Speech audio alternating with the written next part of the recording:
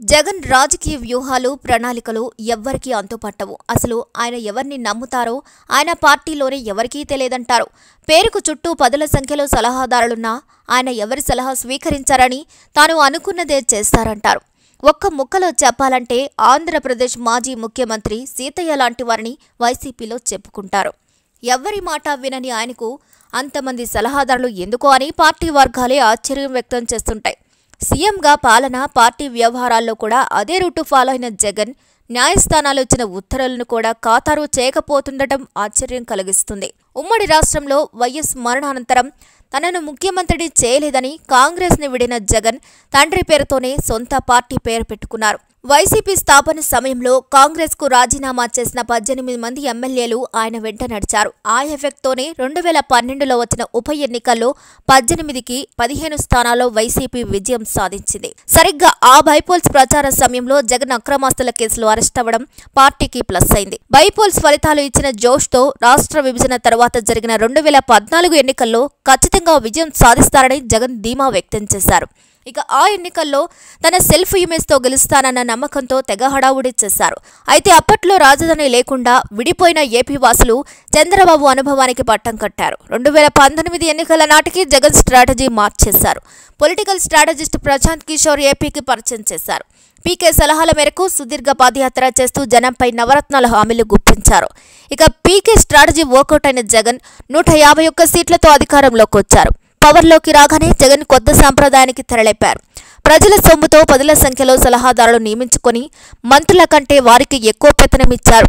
ఆ క్రమంలో ఎక్కడా లెక్కలు కూడా తేడా వచ్చాయి. కానీ ప్రశాంత్ కిషోర్ వైసీపీకి దూరమయ్యారు. ఇక ఆయన స్థానంలో ఐపాక్ టీంని తెచ్చుకున్నారు. 2024 ఎన్నికలకు సంబంధించి అభ్యర్థుల ఎంపిక దగ్గర నుంచి ప్రతిదీ ఐపాక్ టీం సూచనలే పాటించిన జగన్ బలం ఒక్కసారిగా 151 నుంచి 11కి పడిపోయింది. అసలు ఎన్నికలకు నెలల ముందే ప్రశాంత్ కిషోర్ వైసీపీ భవితవ్యంపై జోస్యం చెప్పేశారట. అభివృద్ధికి అటకెక్కించి నవరత్నాల్నే నమ్ముకున్న జగన్ ఘోర పరాజయం పాలవడం ఖాయమని తేల్చేశారట. అయితే ఐపాక్ టీం సలహానే నమ్ముకున్న జగన్ వాటినే ఫాలో అయ్యి తన గొయ్యి తానే తవ్వుకున్నారు. ఎన్నికల ఫలితాలు రాకముందే విజయవాడ నుంచి ఐపాక్ టీం దుకాణం సర్దేసింది. ఇప్పుడు వైసీపీకి కొత్తగా పొలిటికల్ అడ్వైజర్ కమిటీని ఏర్పాటు చేశారు జగన్. ఇక ఆ పిఎస్కి మెంబర్గా మాజీ మంత్రి పెద్దిరెడ్డి రామచంద్రారెడ్డిని నియమిస్తున్నట్లు వైసీపీ కార్యాలయం చేసిన ప్రకటనతో ఆ కమిటీ నియామకం వెలుగు చూసింది. మామూలుగానే ఎవరి సలహా వినని పేరున్న జగన్కి ఆ కమిటీ ఏం అడ్వైజులు ఇస్తుందో కానీ ఆయన న్యాయస్థానాల ఉత్తర్వులు కూడా ఖాతరు చేయకపోవడం చర్చనీయాంశంగా మారింది. జగన్ మాజీ అవ్వగానే ఆయన డిప్లొమాటిక్ పాస్పోర్ట్ రద్దయిపోయింది. గతంలో అక్రమాస్తుల కేసులో బెయిల్ లభించినప్పుడు తన సాధారణ పాస్పోర్ట్ జగన్ కోర్టులో సరెండర్ చేశారు.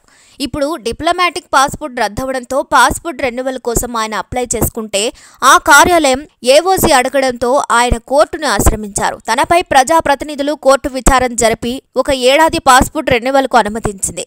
దాంతో 5 ఏళ్ల పరిమితితో పాస్పోర్ట్ కావాలని జగన్ హైకోర్టులో పిటిషన్ వేశారు. జగన్ కోరిక విధంగా 5 ఏళ్ల రెన్యువల్కు హైకోర్టు ఆమోదం తెలిపింది. దాంతో కుమార్తె పుట్టినరోజు కోసం లండన్కు వెళ్లడానికి కోర్టును అనుమతి తీసుకున్న జగన్ ప్రయాణానికి అడ్డంకులు తొలగిపోయాయని అంతా భావించారు.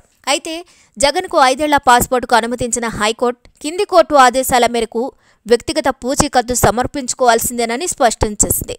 అది నిబంధనల ప్రకారం ఆయన స్వయంగా కోర్టుకు వెళ్లి మరీ పూచీకత్తు సమర్పించాలని పేర్కొంది. అయితే జగన్ ఇంతవరకు ఆ పని చేయలేదు. అక్రమాస్తుల కేసులో జైలుకెళ్లొచ్చిన జగన్ 2014లో ప్రతిపక్షంలో ఉన్నప్పుడు ఆ కేసు వాయిదాలకు హాజరయ్యారు. అధికారంలోకి వచ్చాక తనపై కేసుల విచారణకే కాదు, కోడికత్తి కేసులో బాధితుడిగా కోర్టుకు హాజరై వాంగ్మూలం ఇవ్వడానికి కూడా ఆయన కోర్టు మెట్లెక్కడానికి ఇష్టపడలేదు. ఇప్పుడు వ్యక్తిగత పూచీకత్తు సమర్పించేందుకు కోర్టుకు వెళ్లేందుకు ఆయన సుతరాము ఇష్టపడటం లేదట. అందుకే ఆయన పాస్పోర్ట్ ఇప్పటికే రెన్యువల్ కాలేదు. కోర్టు తీర్పు వచ్చి రోజులు గడుస్తున్నా ఆయన పాస్పోర్ట్ రెన్యువల్ కోసం కోర్టుకు వెళ్లి వ్యక్తిగత పూచీకత్తు సమర్పించలేదు. ఆయన లండన్ పర్యటనకు కారణంగా పెట్టిన కుమార్తె పుట్టినరోజు కూడా ఇప్పటికే అయిపోయింది. దీంతో ఆయన లండన్ యాత్ర టూర్ రద్దయినట్లే అంటున్నారు. ఆయన ఇప్పుడు లండన్ వెళ్లాలన్నా మరో కారణం చూపించి మళ్లీ కోర్టు అనుమతి తీసుకోవాలి. మళ్లీ ఖచ్చితంగా ఆయన విదేశీ పర్యటనకు అనుమతి ఇవ్వలేదని సిబిఐ కోర్టులో కౌంటర్ అఫిడవిట్ దాఖలు చేస్తుంది. మళ్లీ వాదనలు షరామామూలే. అప్పుడైనా ఆయన పాస్పోర్ట్ రెన్యువల్ కోసం కోర్టుకు వెళ్లి వ్యక్తిగత పూచీకత్తు సమర్పించాలి.